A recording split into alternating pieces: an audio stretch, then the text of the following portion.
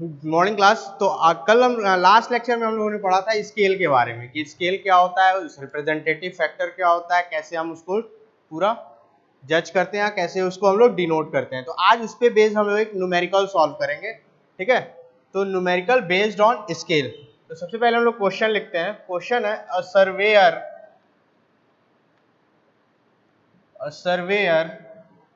measured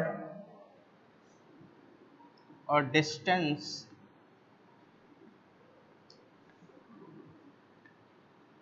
between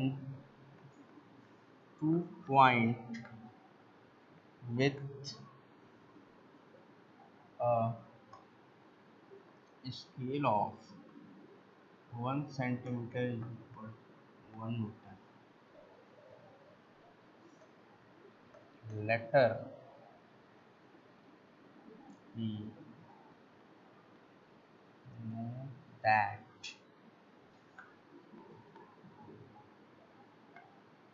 scale is 1 centimeter is equal to 50 centimeter taken, which is wrong, and the measured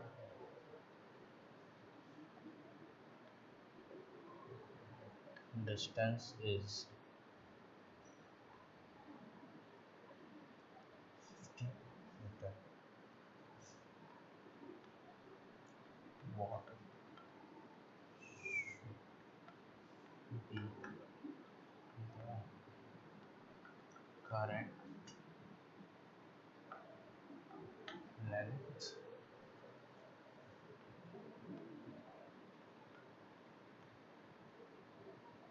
what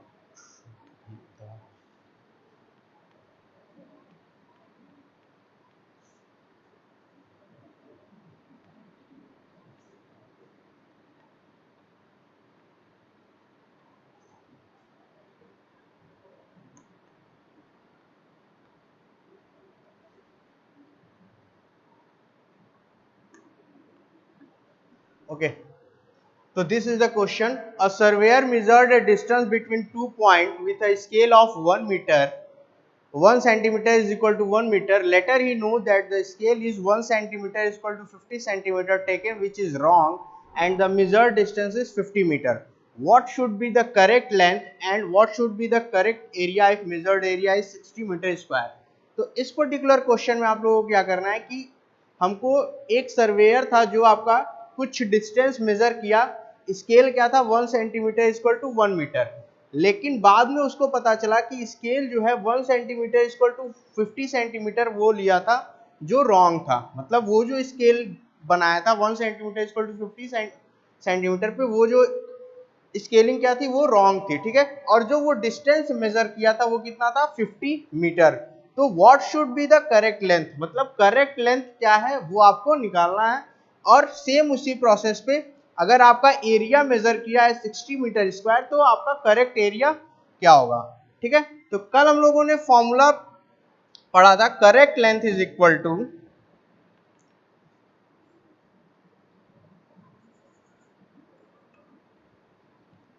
correct length is equal to RF of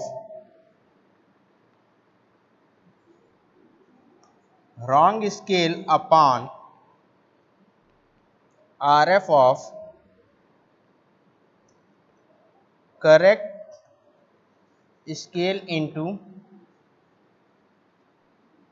measured length। तो ये पूरा numerical इस particular फॉर्मूले पे solve होगा, ठीक है। तो आइए हम लोग इसको सॉल्व करते हैं।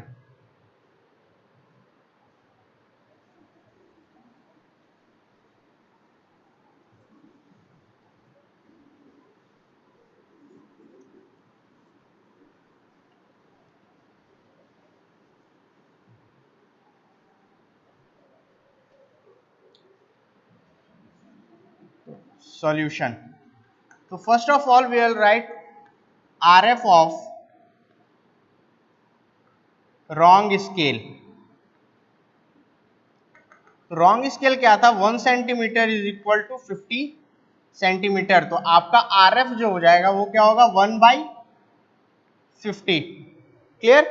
RF आपका रॉन्ग स्केल क्या है, 1 सेंटीमीटर इज इक्वल टू, ये आपकी स्केल दी हुई है, स्केल कितना है 1 centimetre is equal to 50 centimetre. तो आपका RF कितना हो जाएगा 1/50. Similarly RF of correct scale. तो आपका करेक्ट स्केल कितना दिया हुआ है, 1 centimetre is equal to 1 metre. ये हो जाएगा 1 metre is equal to 100 centimetre. तो आपका RF हो गया 1/100. ठीक है. तो हमको RF ऑफ रॉन्ग स्केल पता चल गया, RF ऑफ करेक्ट स्केल पता चल गया. RF of wrong scale 1/50, RF of correct scale 1/100. Next आपका आता है कि मेजर्ड लेंथ कितना है. तो मेजर्ड लेंथ आपका था 50 मीटर. ठीक है. तो हम लोग अब करेक्ट लेंथ निकालने के लिए फॉर्मूला था, correct length is equal to RF of wrong scale divided by RF of correct scale into measured length. ठीक है. तो RF ऑफ रॉन्ग स्केल कितना है आपका 1/50, करेक्ट स्केल कितना 1/100 इंटू मेजर्ड लेंथ कितना है 50. ठीक है. इसको आप लोग सॉल्व करेंगे तो ये क्या हो जाएगा 100/50 इंटू 50. तो ये आपका आ जाएगा 100 मीटर. तो आपका जो करेक्ट लेंथ हो गया वो कितना हो गया 100 मीटर. ये आपका फर्स्ट क्वेश्चन जो था करेक्ट लेंथ कितना आएगा उसका आंसर हो गया. ठीक है. तो एक बार इसको हम लोग फिर से देख लेते हैं. पहले हम लोग RF ऑफ रॉन्ग स्केल निकालेंगे. जो आपका स्केल कितना दिया 1 सेंटीमीटर इक्वल टू 50 सेंटीमीटर. तो RF हो जाएगा आपका 1/50. RF ऑफ करेक्ट स्केल निकालेंगे उसके बाद. तो स्केल कितना दिया हुआ 1 सेंटीमीटर इक्वल टू 1 मीटर. तो दोनों की यूनिट सेम होनी चाहिए. तो 1 मीटर को हम लोग सेंटीमीटर में कन्वर्ट करेंगे. तो ये आपका हो जाएगा 100 सेंटीमीटर. ठीक है. तो आपका RF कितना हो गया 1/100. नेक्स्ट आता है मेजर्ड लेंथ कितना दिया हुआ है 50 मीटर. ये आपके क्वेश्चन में गिवन है, गिवन. ठीक है. तो आप करेक्ट लेंथ निकालेंगे. करेक्ट लेंथ का फॉर्मूला क्या होता है, RF of wrong scale upon RF of correct scale into measured length. Okay. तो यहां से आपका रॉन्ग स्केल कितना है, RF कितना है आपका रॉन्ग स्केल का 1/50 और करेक्ट स्केल का RF कितना है 1/100 इंटू 50. ओके. तो यहां से हम लोग करेक्ट लेंथ निकालेंगे. जो आपका आंसर कितना आएगा 100 मीटर. इसको आप लोग नोट कर लीजिए.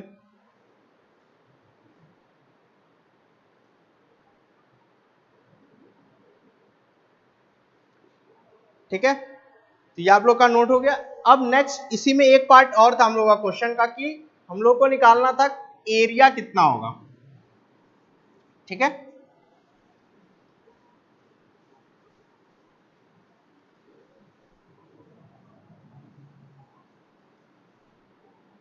ठीक है. तो RF अगर नेक्स्ट क्वेश्चन करेक्ट एरिया निकालने के लिए RF जो होगा वो तो आपका सेम होगा. ठीक है.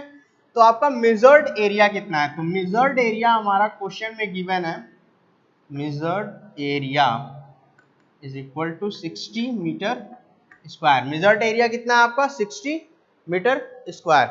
उसके बाद हम लोग को करेक्ट एरिया निकालना. तो करेक्ट एरिया का फॉर्मूला होगा, correct area is equal to RF of wrong scale upon RF of correct scale whole square into measured area. तो कल हम लोगों ने डिस्कस किया था कि करेक्ट एरिया निकालने के लिए क्या होगा, R F upon wrong scale upon R F of correct scale का होल स्क्वायर करेंगे इनटू मेजर्ड एरिया करेंगे। तो ये आपका फॉर्मूला हो गया। अब इस पर्टिकुलर फॉर्मूले में हम लोग सारी वैल्यूज पुट करेंगे। तो 1/50 इंटू 1/100 होल स्क्वायर इंटू 60, ठीक है।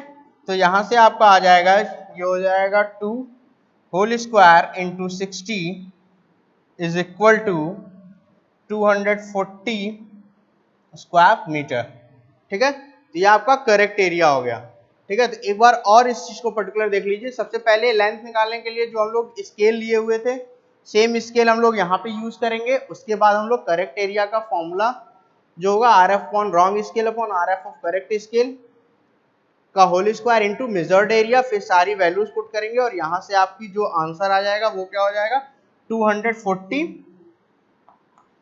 Metre square. तो ये आपका टोटल न्यूमेरिकल का सॉल्यूशन हो गया। पहले में पूछा था आपका करेक्ट लेंथ कितना होगा, तो करेक्ट लेंथ आपका आया था 100 मीटर और करेक्ट एरिया आपका आ गया कितना, 240 मीटर स्क्वायर। इसको नोट कर लीजिए।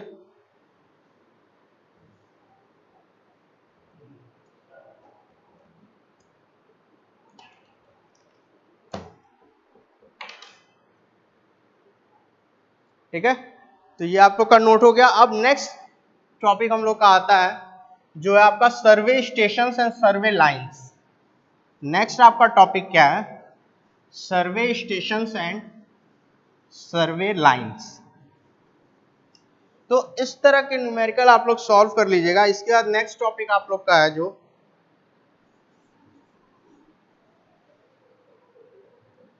वो है सर्वे स्टेशंस एंड सर्वे लाइंस। तो जब भी हम लोग सर्वे स्टार्ट करते हैं, ठीक है, तो उसके पहले हम लोगों को कुछ लाइंस या कुछ स्टेशंस डिफाइन करने होते हैं। इसकी डिफिनीशन पता होनी चाहिए कि क्या होता है। कुछ स्टेशन जैसे मेन स्टेशन क्या होता है, टाई स्टेशन क्या होता है, बेस लाइन क्या होती है आपकी, उसके बाद फिर आपका चेक लाइन क्या होता है, टाई स्टेशन क्या होते हैं, टाई लाइंस क्या होते हैं, ऑफसेट्स क्या होते हैं। तो उस पर्टिकुलर जो भी पॉइंट्स या चीजें हैं उनको हम लोग सर्वे स्टेशन और सर्वे लाइंस में पढ़ेंगे। तो सबसे पहले हम लोग एक फिगर के थ्रू उस पर्टिकुलर चीज को समझते हैं कि सर्वे स्टेशंस क्या क्या होते हैं।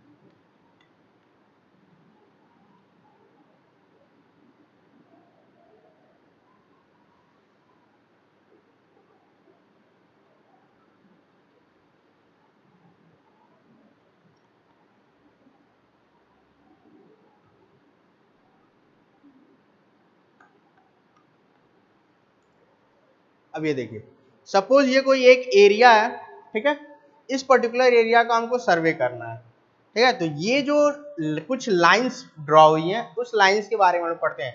तो जो ये स्टेशंस हैं ए, बी, सी और डी, ये जो स्टेशंस हैं इनको हम लोग बोलते हैं मेन स्टेशंस या मेन स्टेशंस, ठीक है। इन स्टेशंस का क्या काम होता है कि ये आपकी जो आउटर बाउंड्रीज होती हैं उसको कवर करती हैं, ठीक है। जो आउटर बाउंड्रीज होंगी उस पर्टिकुलर एरिया पे, उस पर्टिकुलर बाउंड्रीज पे हम लोग इस स्टेशंस को लेंगे, ठीक है। तो इन स्टेशंस को या इन पॉइंट्स को हम लोग क्या बोलेंगे, मेन स्टेशंस, ठीक है। उसके बाद आपका आता है, ठीक है, तो मेन स्टेशंस की आप लोग डिफिनीशन भी लिख सकते हैं कि मेन स्टेशंस, तो मेन स्टेशंस क्या होगा, the points which are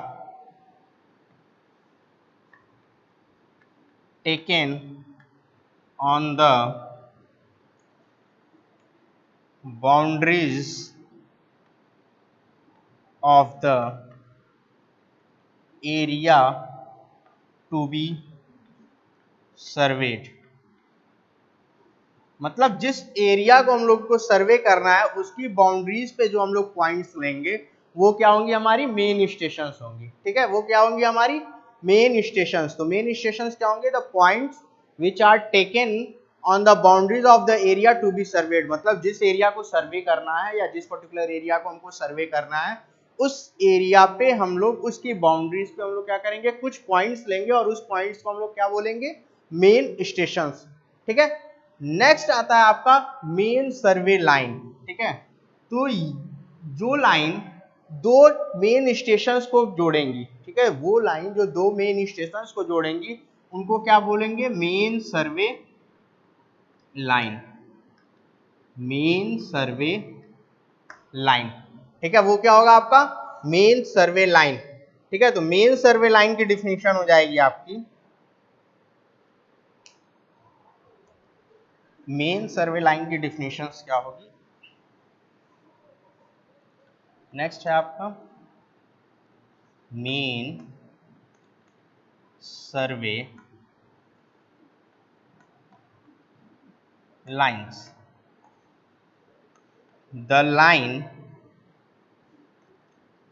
which join the two main stations known as main survey line, known as main survey lines। मतलब वो लाइन जो आपके दो मेन स्टेशंस को ज्वाइन करे उसको क्या बोलेंगे, main survey line. For example यहाँ पे ए बी सी डी के आपकी मेन स्टेशंस हैं, तो वो जो लाइन ज्वाइन कर रही है A B A D C D और बी सी, ये क्या होंगी, आपकी मेन सर्वे लाइंस होंगी। फॉर एग्जांपल अगर फिगर में हम लोग एग्जांपल लेते हैं तो A B A D A C BC and CD are the main survey lines, are the main survey lines। ठीक है, तो AB AD AC BC and CD ये क्या होगी, आपकी मेन सर्वे लाइंस होंगी। ठीक है, तो मेन स्टेशन हो गया, मेन स्टेशन को ज्वाइन करने वाली लाइन को हम लोग क्या बोलेंगे, मेन सर्वे लाइंस। ठीक है, नेक्स्ट आप लोग का आता है टाई स्टेशंस। नेक्स्ट स्टेशंस क्या आएगा, टाई स्टेशंस।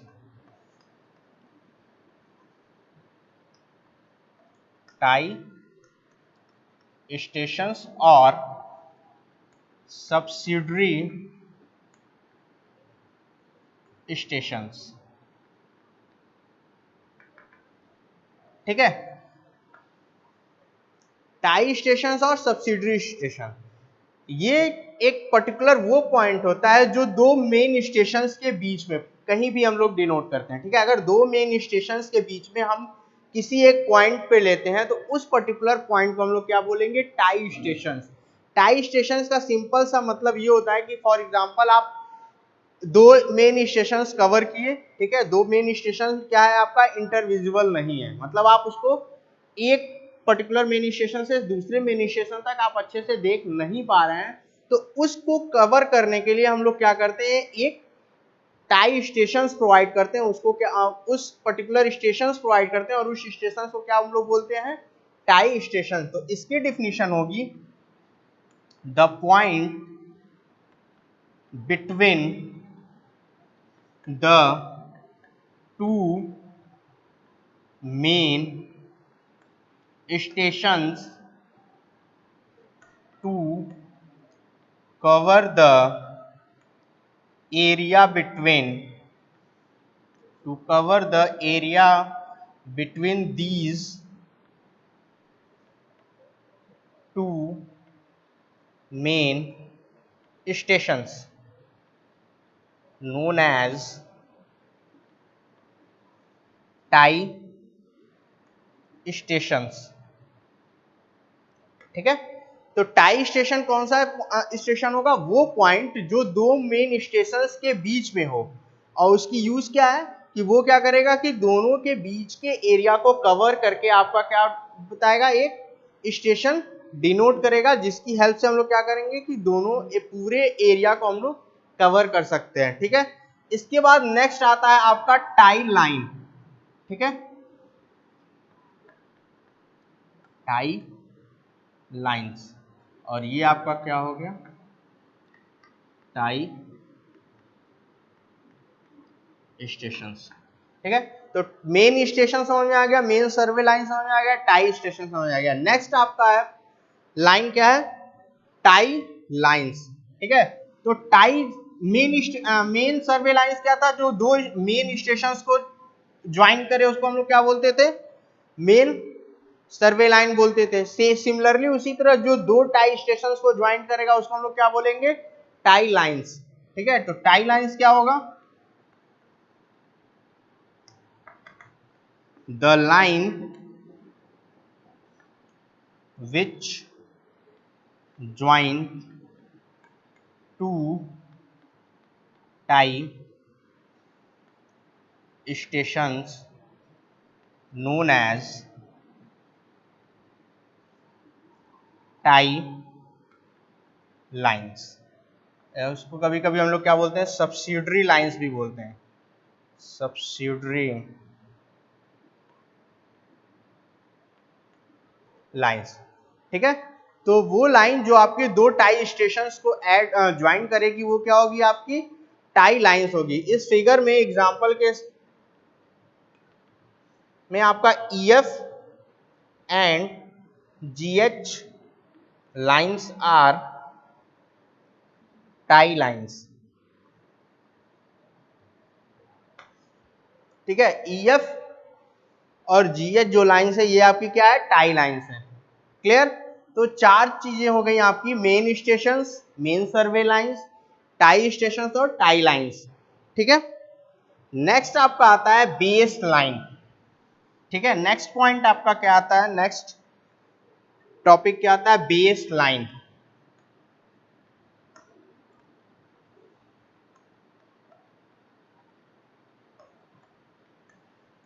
ठीक है, तो बेस लाइन क्या होती है, मेन सर्वे लाइन, जो मेन सर्वे लाइन होती है क्या होती है, आपकी दो मेन स्टेशंस को ज्वाइन करती है, वो क्या होती है, आपकी मेन सर्वे लाइंस होती है। ठीक है, तो उन मेन सर्वे लाइंस में जो बिगेस्ट या लॉन्गेस्ट आपका लाइन होगा मेन सर्वे लाइंस में, फॉर एग्जांपल यहाँ पे AB, BC, CD, AD और AC है, इन पांचों में जो सबसे लंबी लाइन होगी, लंबी मेन सर्वे लाइन, वो क्या हो जाएगी, आपकी बेस लाइन। तो बेस लाइन आपका क्या है, the longest line of the main survey line. ठीक है, तो बेस लाइन का क्या हो जाएगा, the longest line among the main survey line known as base line। ठीक है, तो आपकी जो ये लाइंस थी AB, CD, AC, BCD और AD, इस पर्टिकुलर लाइन में जो लॉन्गेस्ट लाइन होगी वो आपकी क्या होगी, उसको हम लोग क्या डिनोट करेंगे, बेस लाइन। उसको हम लोग क्या डिनोट करेंगे, बेस लाइन। फॉर एग्जांपल इस पर्टिकुलर फिगर में हम लोग AC को बेस लाइन डिनोट कर सकते हैं, AC is the base line. ठीक है, AC क्या होगी, आपकी बेस लाइन होगी। ओके, इसके बाद आपका आता है नेक्स्ट, आता है आपका ऑफसेट और चेक लाइन। ठीक है। इसके बाद नेक्स्ट आपका आता है offsets and check line.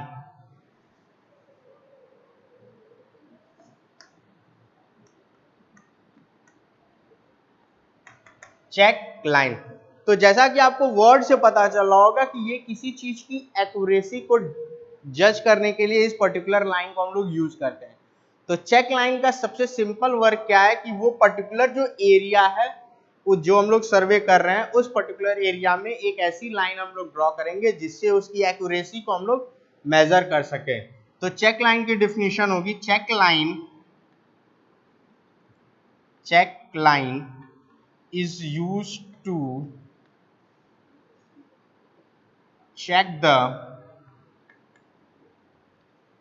accuracy of surveying,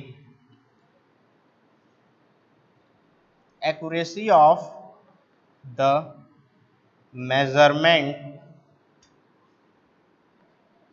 accuracy of measurement done in the surveying process, done in the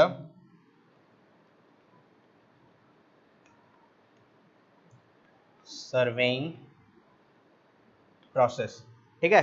तो चेक लाइन क्या है? Check line is use to check the accuracy of the measurement done in the surveying process. मतलब जो हम लोग इस surveying कर रहे हैं उस पर्टिकुलर सर्वेइंग में हम लोग क्या करेंगे कि एक ऐसी लाइन ड्रॉ करेंगे जिसकी हेल्प से हम लोग एक्यूरेसी को मेजर कर सके। फॉर एग्जांपल यहाँ पे जो बीके लाइन है ये क्या होगी? आपकी चेक लाइन होगी। बीके लाइन क्या होगी? आपकी चेक लाइन होगी। For example BK is the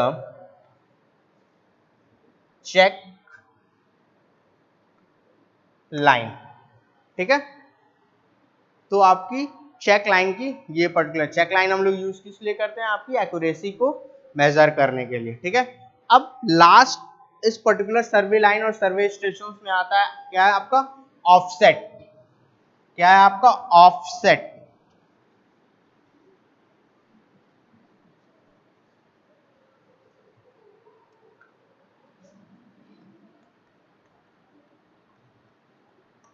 तो ऑफसेट क्या है? फॉर एग्जाम्पल ये कोई एक एरिया था, इसमें एक ये कोई ऑब्जेक्ट है, ये कोई भी एक बिल्डिंग या कुछ भी एक ऑब्जेक्ट है। इस पर्टिकुलर ऑब्जेक्ट की डायमेंशंस या फिर लोकेशन हम लोग को प्लॉट करनी है। ठीक है।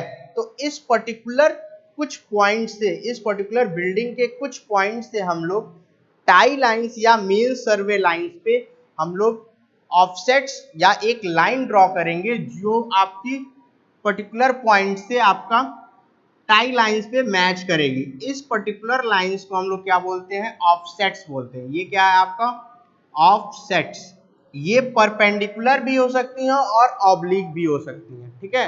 ये पर्टिकुलर लाइन आपकी ऑफसेट जो है वो परपेंडिकुलर भी हो सकती है और ऑब्लिक भी हो सकती है। मतलब 90 डिग्री पे भी हो सकती है और उससे ग्रेटर देन 90 और लेस देन 90 भी हो सकती है। ठीक है। तो ऑफसेट क्या हुआ? Offset is used to locate the object in the particular area।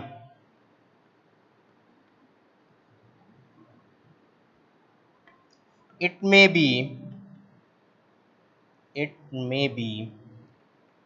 perpendicular, it may be perpendicular or oblique। ठीक है। तो आपके ये पर्टिकुलर आपके मेन सर्वे स्टेशंस और सर्वे लाइंस थे। पहला हम लोग क्या पढ़ा? Main stations. मेन स्टेशंस क्या होते हैं? जो आपकी बाउंड्रीज को कवर करते हैं या बाउंड्रीज को डिनोट करते हैं या बाउंड्रीज की एंड को डिनोट करते हैं। ठीक है। नेक्स्ट आता है मेन सर्वे लाइन, जो मेन स्टेशंस को ज्वाइन करती है, वो क्या होती है? आपकी मेन सर्वे लाइन। नेक्स्ट आता है टाई स्टेशंस। टाई स्टेशंस क्या होता है कि दो मेन स्टेशंस के अगर हम लोग एरिया बहुत बड़ा है, कवर नहीं कर पा रहे हैं, तो उस बीच में हम लोग क्या करेंगे? एक स्मॉल स्टेशंस लेते हैं, उसको हम लोग क्या बोलेंगे? Tie station. दो टाई स्टेशंस के बीच को ज्वाइन करने वाली लाइन को हम लोग क्या बोलेंगे? Tie lines, okay. उसके बाद हम लोग क्या होती है बेस लाइन। बेस लाइन क्या होता है, जो लॉन्गेस्ट मेन सर्वे लाइंस के बीच में जो लाइंस होती है उसको हम लोग क्या बोलेंगे, बेस लाइन। फॉर एग्जांपल ये आपकी क्या है, बेस लाइन है, ठीक है, आपका बेस लाइन। नेक्स्ट आता है आपका चेक लाइन। चेक लाइन हम लोग क्यों यूज करते हैं, एक्यूरेसी को जज करने के लिए कि जो हम लोग एरिया सर्वे कर रहे हैं उसमें कितनी एक्यूरेसी है उसको जज करने के लिए हम लोग चेक लाइन का इस्तेमाल करते हैं। नेक्स्ट आता है आपका ऑफसेट। ऑफसेट क्या है कि किसी भी एक ऑब्जेक्ट के पॉइंट को डिनोट करने के लिए, ठीक है, तो हम लोग क्या करते हैं परपेंडिकुलर या फिर एक लाइन ज्वाइन करते हैं आपका टाई स्टेशंस पे, उसको हम लोग क्या बोलते हैं ऑफसेट्स। और ऑफसेट्स क्या होते हैं, वो आपके परपेंडिकुलर भी हो सकते हैं और ऑब्लिक भी हो सकते हैं, ठीक है। तो ये आपका पर्टिकुलर सर्वे स्टेशंस और सर्वे लाइंस थी। इसको आप लोग फिगर देख लीजिए और ड्रॉ कर लीजिए।